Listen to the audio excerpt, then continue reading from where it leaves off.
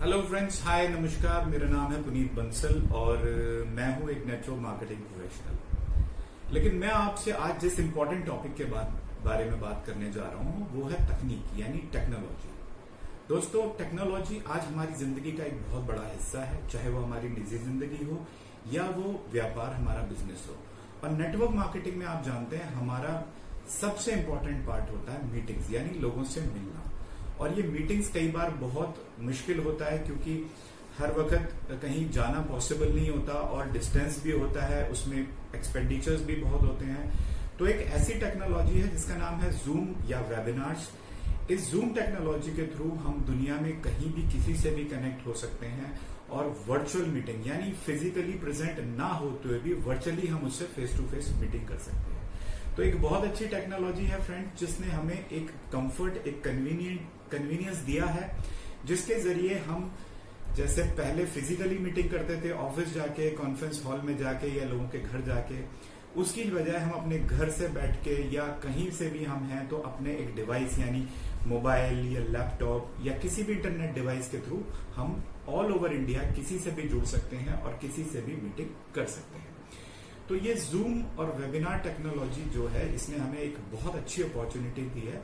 लेकिन कहीं ना कहीं दोस्तों, जिंदगी में कोई भी चीज अगर कोई हमारे लिए कोई काम करती है तो उसकी एक इम्पोर्टेंस होती है, उसकी एक वैल्यू होती है और उस इम्पोर्टेंस का हमें हमेशा ध्यान रखना चाहिए। इसी तरह जूम या वेबिनार्स के कुछ सिद्धांत हैं जिनको हमें फॉलो करना चाहिए। नंबर 1, अगर मैं पहले पॉइंट की बात करता हूं तो सबसे पहले हमें यह ध्यान रखना चाहिए कि हम उसकी मर्यादा का पालन करें। मैं आपसे एक सवाल करता हूं, आप जब भी किसी मीटिंग में जाते हैं या सेमिनार में जाते हैं तो क्या लुंगी पहन के गए हैं कभी? मेरा मतलब है आप कोई इनफॉर्मल ड्रेस में या अंडर गारमेंट्स में या जैसे जिस पोजीशन में है उठ के ऑफिस चले जाते हैं या सेमिनार्स अटेंड करने चले जाते हैं? नहीं ना। तो वेबिनार्स में क्यों? वेबिनार भी एक तरीके का मीटिंग, एक सेमिनार है जहां पे पूरी दुनिया से लोग कनेक्ट हो सकते हैं, जहां सभी तरह के लोग हो सकते हैं, जहां महिलाएं भी हो सकती हैं। आप अगर एक खराब अवस्था में, इन खराब कपड़ों में या अर्धनंग शरीर से अगर आप प्रेजेंट होते हो तो क्या इंप्रेशन आप उनके ऊपर छोड़ने वाले? क्या आप उनके ऊपर एक अच्छा, एक सभ्य व्यक्ति होने का इंप्रेशन छोड़ेंगे? बिल्कुल भी। तो फ्रेंड्स, मेरी आपसे रिक्वेस्ट है कि इसको सीरियसली लीजिए। अगर आप मीटिंग्स अटेंड करने जा रहे हैं तो जैसे आप फिजिकली जाते हैं वैसे ही वर्चुअली जाइए। आप अच्छे ड्रेसअप के साथ, फॉर्मल ड्रेसअप के साथ, और अपनी जिस जगह पे आप हैं उसका ध्यान रखिए। कई बार मैंने नोट किया है कि लोग बेड पे लेटे रहते हैं, लोग कहीं भी बैठे होते हैं और वहीं से ऑन कर लेते हैं। तो प्लीज ऐसा बिल्कुल भी ना करें। और अगर पॉसिबल नहीं है, अच्छा ड्रेसअप अच्छी जगह पे होना पॉसिबल नहीं है, तो अपना वीडियो मोड या अपने कैमरे को प्लीज ऑफ कर दीजिए। क्योंकि ऐसा नहीं है कि अगर वीडियो ऑन नहीं है तो आप मीटिंग में शामिल नहीं है, आप फिर भी मीटिंग में शामिल हैं और आप मीटिंग को सुन सकते हैं, आप बोल भी सकते हैं, सिर्फ आप दिखाई नहीं देंगे। तो बेटर यह है कि आप अपने वीडियो को ऑफ मोड में रखें और मीटिंग को कंटिन्यू रखिए। Right friends? तो अभी हम दूसरी बात दोस्तों, जितना इंपॉर्टेंट रोल आपके कैमरे का होता है उससे भी कहीं ज्यादा इंपॉर्टेंट रोल आपके माइक का होता है। माइक जिससे आपकी आवाज बाकी के लोगों को जाती है। अगर आप अपना माइक अनावश्यक ऑन रखेंगे तो आपके बैकग्राउंड में जितनी भी साउंड्स हैं, चाहे वो आपके पंखे की हो या किसी मोटर के चलने की हो या बराबर में चलते हुए ट्रैफिक की हो, सारी आवाजें उस मीटिंग में जाएंगी जो उस मीटिंग में बैठे या उसको अटेंड करने वाले सभी मेंबर्स को डिस्टर्ब करती हैं। कई बार क्या होता है कि आप अपनी फैमिली के साथ बैठे हैं और फैमिली में बेकार की बहस हो रही है, एक दूसरे पर चिल्ला रहे हैं या कुछ भी बोल रहे हैं, अनावश्यक बहस हो रही है, कुछ भी बातें हो रही हैं। यकीन मानिए दोस्तों, बहुत बुरा इंप्रेशन छोड़ते हो आप अपना बाकी सारे लोगों के ऊपर। क्योंकि हर आदमी आपकी आवाज को सुन रहा है और पहचान भी रहा है। क्योंकि आप कंपनी से जुड़े हो, आपकी टीम से जुड़े हो, तो लोग आपकी आवाज को भी पहचानते हैं। तो एक बहुत गंदा इंप्रेशन आप बाकी लोगों के पास के ऊपर छोड़ते हैं और साथ के साथ सारी की सारी मीटिंग को डिस्टर्ब भी कर रहे होते हैं। तो दूसरी बहुत इंपॉर्टेंट बात है कि आप वीडियो के साथ अपने माइक को भी म्यूट रखें और जब तक आवश्यक ना हो तब तक उसे ऑन ना करें। जब भी आपको पैनलिस्ट या होस्ट परमिशन देता है या उसके इंस्ट्रक्शन पे आप जब जरूरी हो तभी उसको अनम्यूट करें, अन्यथा सारी मीटिंग में उसको म्यूट करके रखें, जिससे आप और बाकी के सारे लोग मीटिंग को अच्छे से अटेंड कर सकें। तो दोस्तों, ये थे 2 बहुत इंपॉर्टेंट पॉइंट। आप चाहें तो इनको अपनी सेटिंग्स में पहले से ही ये ऑप्शन डाल सकते हैं कि जब भी आप वेबिनार पे या जूम मीटिंग पे आए तो आपका फोन, आपका माइक और आपका वीडियो ऑफ रहे।